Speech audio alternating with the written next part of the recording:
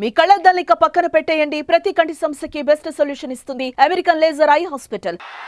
చాలా ప్రత్యేకమైనది.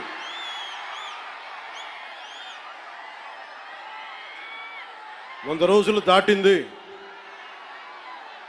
ఎన్డీఏ ప్రభుత్వం ఏర్పాటై ఆంధ్రప్రదేశ్లో ఈ 100 రోజులు ఎప్పుడు రోడ్ల మీదకి రాలా. బయటికి ఎంతసేపు అభివృద్ధి, సంక్షేమం, ప్రజలకు ఎలా మేలు చేయాలి, ఏమేం ప్రామిస్ చేశాం, వాటిని ఎలా నిలబెట్టుకోవాలి,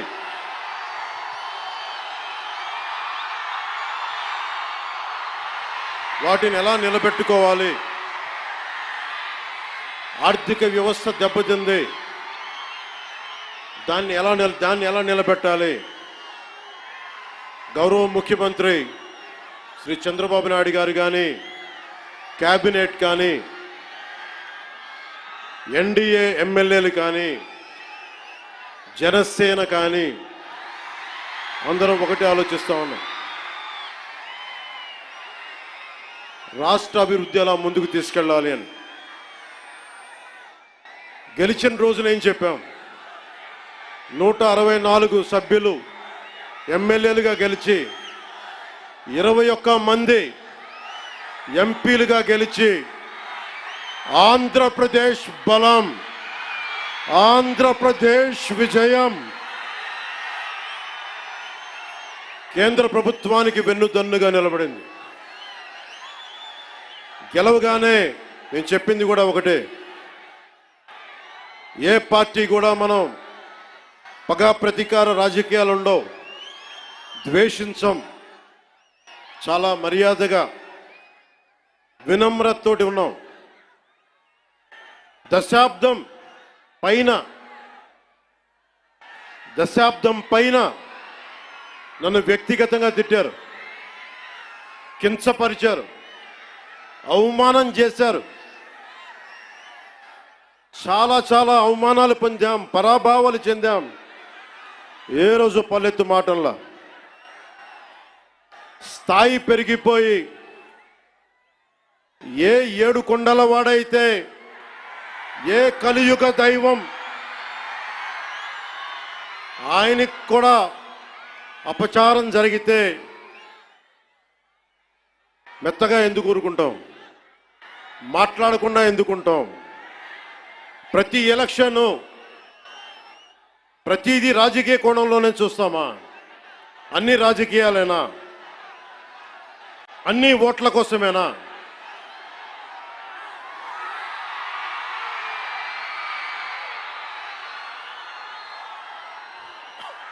నా జీవితంలో ఇలాంటి రోజు రాకూడదని ప్రార్థన చేశాను.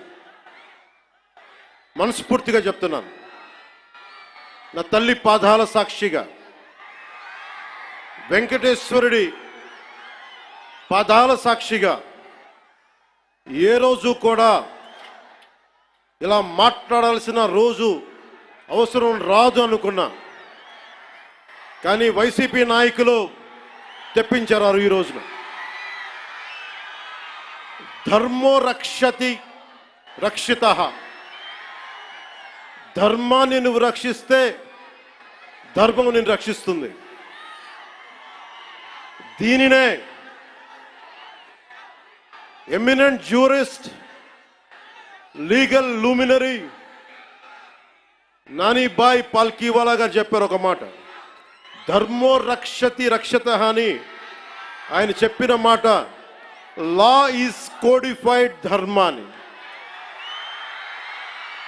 ధర్మాన్ని ఒక క్రమంలో బిగిస్తే, ఒక చట్టంలో బిగిస్తే అది చట్టం అవుద్దని. ఈ రోజున నాకు అన్యాయం జరిగింది, నేను బయటికి రాలా. అన్ని ధర్మాలకి గౌరవం ఇచ్చే సనాతన ధర్మానికి ప్రతిరోజు కొన్ని దశాబ్దాలుగా అవమానం చేస్తూనే ఉన్నారు, భరిస్తూనే ఉన్నాం. కల్తీ ప్రసాదాలు పెట్టారు. ఇదే తిరుపతిలో గతంలో జరిగిన వారాహి సభలో మీకు తెలియజేశాను, అపచారం జరుగుతోంది, సరిదిద్దుకోండి అని చెప్పాను. విన్లా 11 సీట్లకి భగవంతుడు కుదించిన బుద్ధిరాల.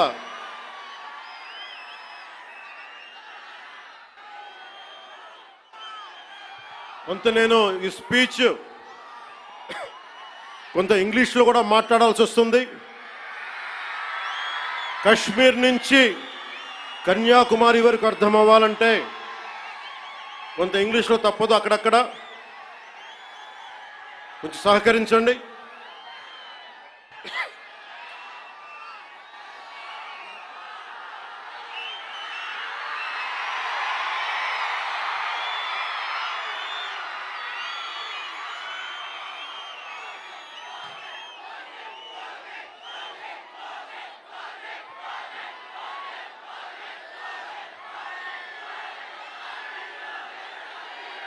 This is regarding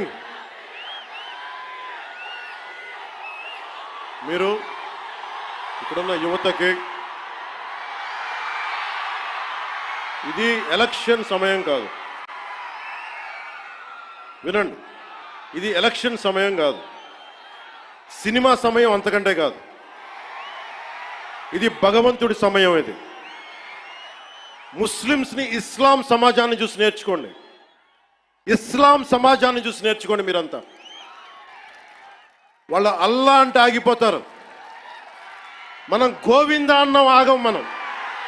మన దేశ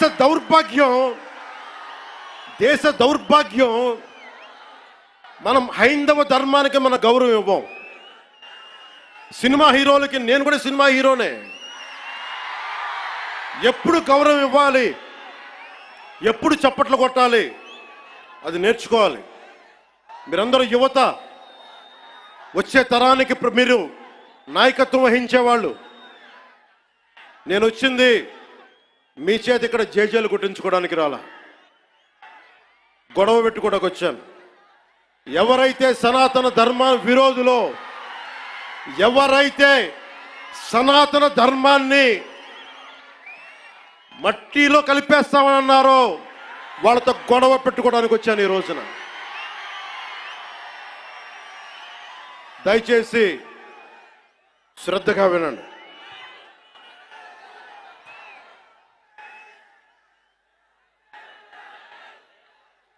Today, to the entire nation, I'm addressing this from Tirupati regarding the desecration of Lord Balaji.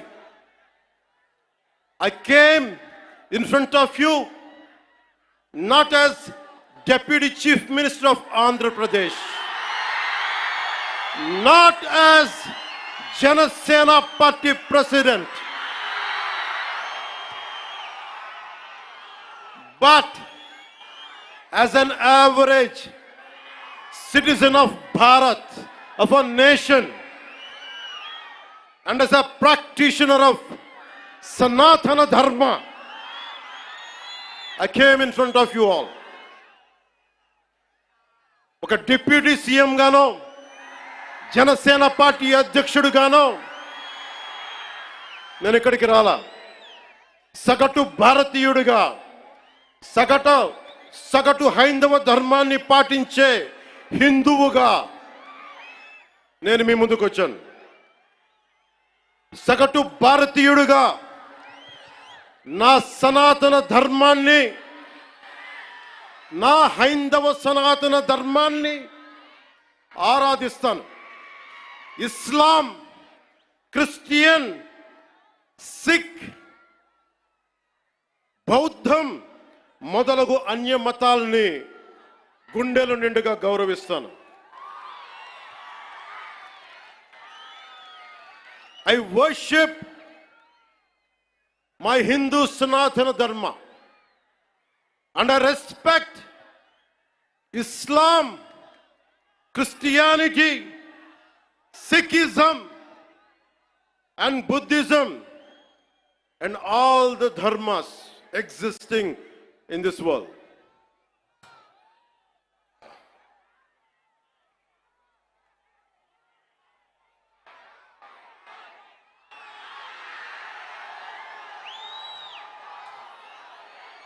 భిన్నత్వంలో ఏకత్వం చూపించేది సనాతన ధర్మం.